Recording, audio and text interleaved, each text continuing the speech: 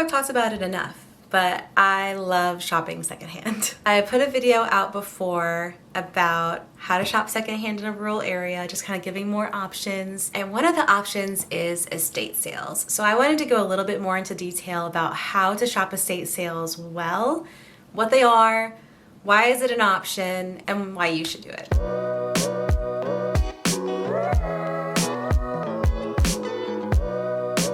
So first of all, we need to talk about what are estate sales. Estate sales are essentially a sale where the entire house is for sale. In this case, the person who owned the house passed away. So the family, or sometimes they will hire someone, will go through the house, organize items, and tag them all with price tags so that when you come in, you can walk through the entire house, you can look through cabinets, you can go through closets, and every single thing is for sale. A lot of times this will include garages and sheds as well. That also includes cleaning items, small kitchen utensils, craft supplies, literally everything that is there is for sale. So I know what your first thought is.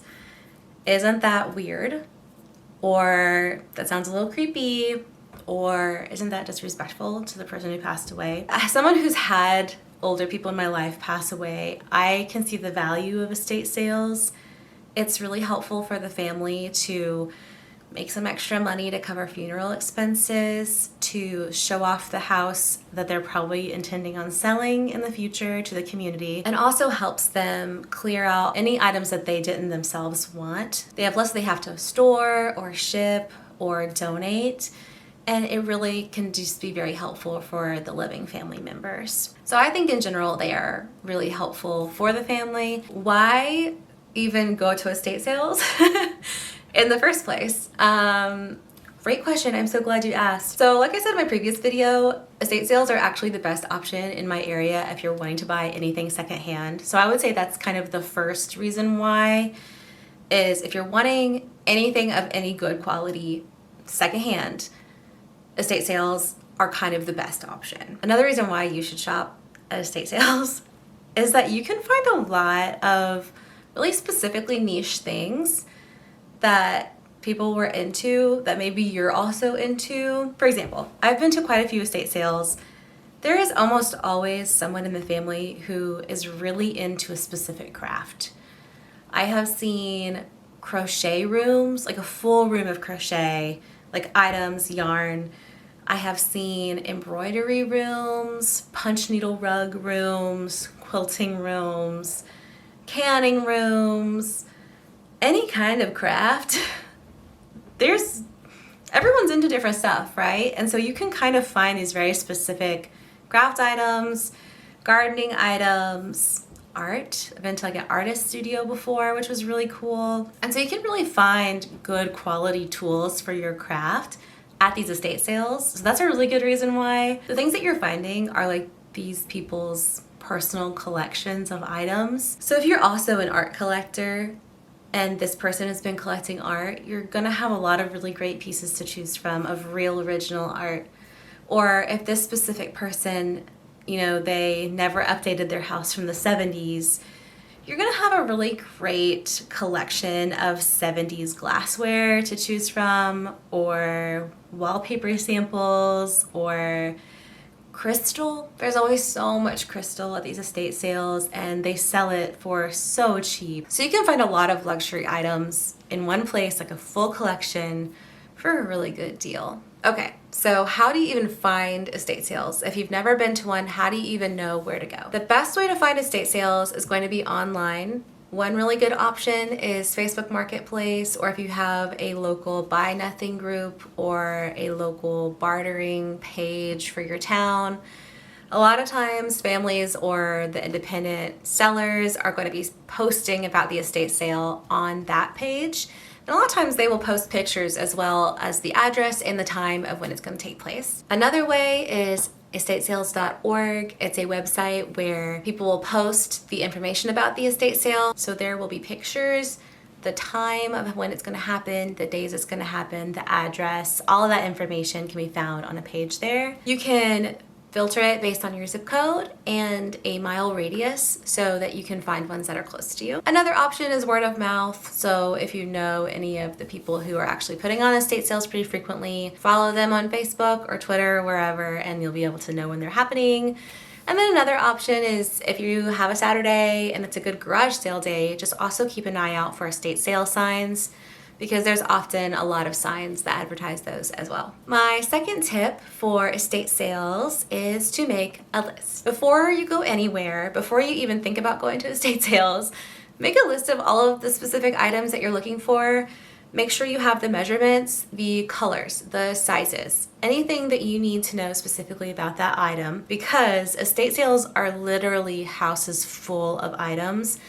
It can be really easy to get distracted by the house, by the wallpaper, by the yard, the landscaping, just other items that are there. So it really is helpful to have a list of those specific things that you're looking for. Which leads me to tip number 3, make a plan. If you see a post about an estate sale that has pictures, make a note of any of the items in the picture that you want and where they are in the picture. And then when you get to that house, make sure you go to those items first. A lot of times people are looking for the exact same items at estate sales, and so the pictures appeal to a lot of different people. So if you're wanting something very specific and you see it in the picture, just make sure that's your plan. I need to make sure I find whatever bedroom it is where this basket is, and have that be your plan. Another part of the plan is to make sure that you scan through the whole house first, looking for your specific items, and then go through a second time looking for additional items that maybe you didn't have on your list, but are things that you've been thinking of buying or are needing. This keeps you from missing out on any of the specifically prized items that you actually want. And as an added bonus, you get to be super chill the second time you go through and pay more attention to the paint choices, the curtain choices, and just the house in general, which is also another reason why I love estate sales. Is I just love to see the inside of different houses. So having that first round of going and getting that specific item is really helpful for that second round. We can go through and be like, oh yeah, I do need extra flower pots actually, or I do need more yarn for crochet. Get up early. Whatever time the sale starts, you want to get there 30 minutes early. It seems excessive, but if you're wanting a specific chair, or you need that ladder, or you want that painting, at least 3 other old ladies are also wanting that thing. At the estate sales I've been to in my area, there's always a line that forms outside the house 10 minutes before the estate sale even is scheduled to open. But you want that 30-minute buffer for parking so that you can get a good spot actually close to the house instead of having to park way down and then walk. I'm also going to add here that this is specifically for my area, so I'm not really sure what the social expectations are in other areas for estate sales. I could see where maybe it would be considered rude to line up at a house like that. In my area, that's not considered rude, and it's something that everybody does. So I would just, good rule of thumb is whatever you see people doing, maybe just do that. Just kind of go with the flow. If it's your first couple. You need to bring a bag. My biggest mistake when I first started going to estate sales was not bringing a tote bag. Honestly, I'm always looking for cool books or frames, kind of like little things. And it is so annoying to have an armful of books that you have to carry around the entire house or try to go through racks of clothes with. And once I started bringing a bag, that really made a difference of being able to carry all my items and not, 1, get fatigued from the heaviness of the books, but then 2, not having to be in other people's way with the books. It was all just in a bag. So that made it a lot easier. Plus, you're not having to get a bag from the person who's providing the sale. You actually already have your own, so you don't have to use one of theirs, which is nice. The last tip I have, bring cash. I know that most people just use Venmo or PayPal and things like that now. And a lot of estate sales also use Venmo. Every single estate sale I've been to has offered Venmo as an option. Since we do live in a rural area, a lot of homes aren't in a good location to have good cell service. So cash guarantees that I can actually buy the item and the treasures that I found there in the moment, instead of being like, oh shoot, like my phone app isn't working because I don't have enough signal and I didn't bring any cash, so now I have to leave all the stuff that I just got. It can also be really helpful too if you have cash as like a bartering tool of like, oh, well, I only have $20, so will you take $20 for this painting? I know it says 25. A lot of times they'll say yes because it's cash in hand.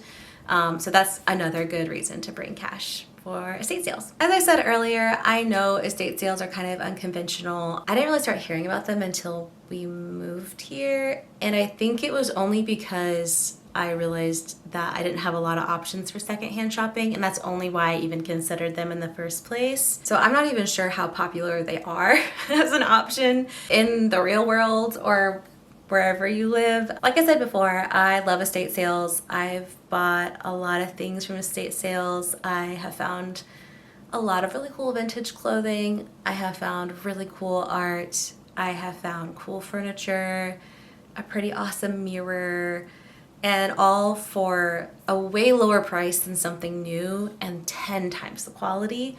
So if you are even considering estate sales and you're not really sure, I just want to encourage you just to go ahead, make the leap, and just try one out and just see how it goes. And I think you might be surprised at what you find. What is the coolest thing that you found at an estate sale? I totally want to know. What kind of deal did you get on it? I'm curious. I just want to know what other goodies are out there. If you have any other questions, be sure to leave them down below and make sure to like and subscribe, and I'll see you on the next one. Bye.